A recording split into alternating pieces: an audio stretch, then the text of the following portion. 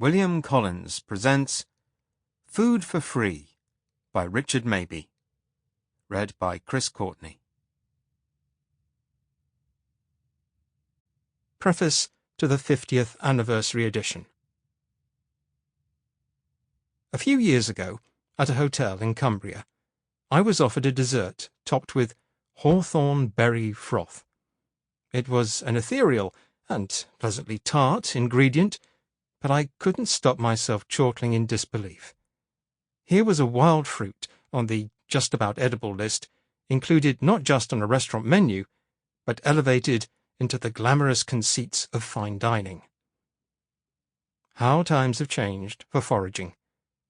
50 years ago, I decided to include haws in my book on edible wild plants on not much more than a personal whim. I fancied they resembled underripe avocados. I was sure there weren't many of us nibbling their cloying flesh. I certainly never tried them when I was a feral schoolboy, quite prepared to munch hawthorn leaves, which we called bread and cheese. What changed my outlook was discovering North Norfolk in my late teens.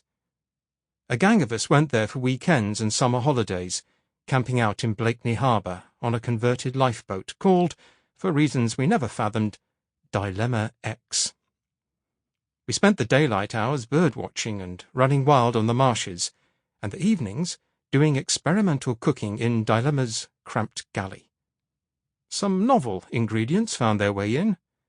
We'd discovered that the locals had a tradition of eating foodstuffs they'd gathered from the shore, not just cockles and winkles, but wild greens and herbs too, floppy-leaved sea spinach, fennel, and a curious miniature succulent called samphire, which grew in abundance on the mudflats.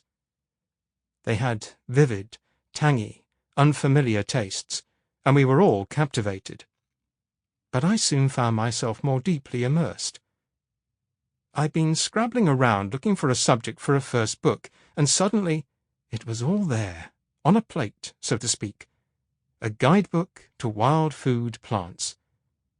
It would have the natural history I felt most comfortable writing about, some eccentric cuisine, and a thread of lively and not-so-well-known social history.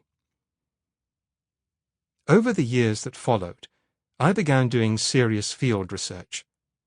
I enlisted friends as collectors and guinea pigs, and diligently recorded the locals' possibly tall tales about prodigious wild harvests.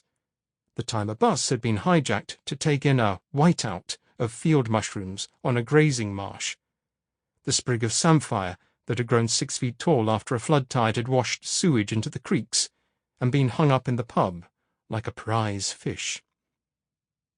There was an embedded culture here, but no one then used the term foraging, which was an activity reserved for wild animals. The fact that humans soon began to accept this description of their behaviour suggested a subtle change in how we viewed ourselves and the natural scheme of things. But picking and gathering seemed rewarding enough then.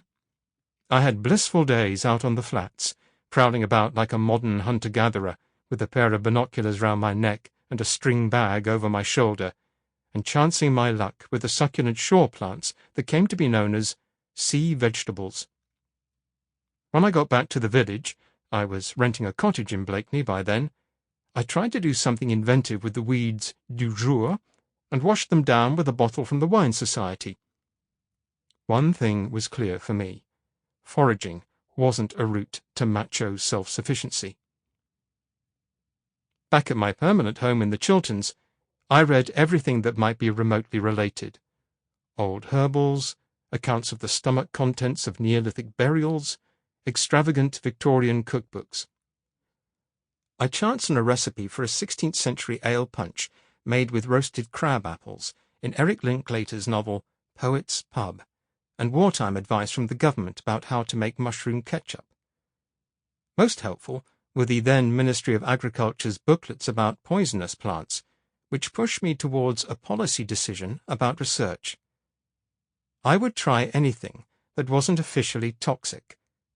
I never succeeded in poisoning myself, but there were plenty of dutiful moments with the sour and the indigestible, from bristly ox-tongue to sycamore sap.